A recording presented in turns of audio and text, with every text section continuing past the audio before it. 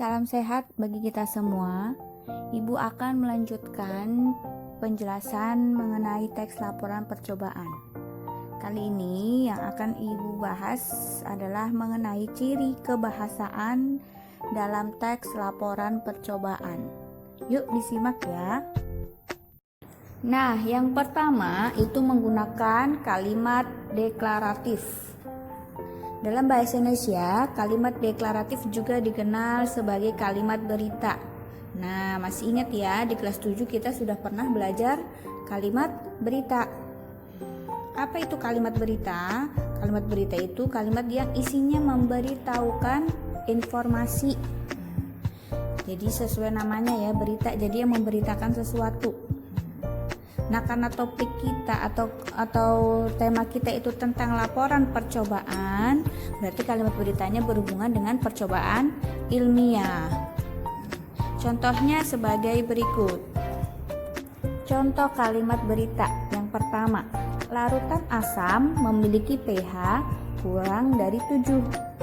Jadi kalimat itu memberitahukan kita bahwa si asam itu pH-nya adalah kurang dari 7. Contoh yang lain yang berhubungan dengan percobaan ilmiah.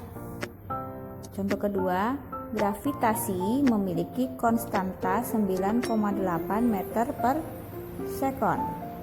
Jadi kalimat beritanya itu berhubungan dengan percobaan ilmiah. Ciri bahasa yang kedua menggunakan kalimat perintah. Ini sudah kita pelajari di kelas 7. Masih ingat kan?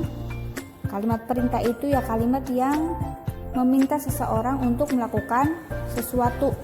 Ingat, ciri khasnya itu menggunakan partikel lah atau partikel kan dan diakhiri tanda seru. Kalimat perintah di sini juga harus berhubungan dengan percobaan ilmiah. Contohnya di mana? Yaitu ketika kamu menuliskan langkah-langkah kerja. Contohnya, sambungkan 2 kabel pada kedua ujung baterai.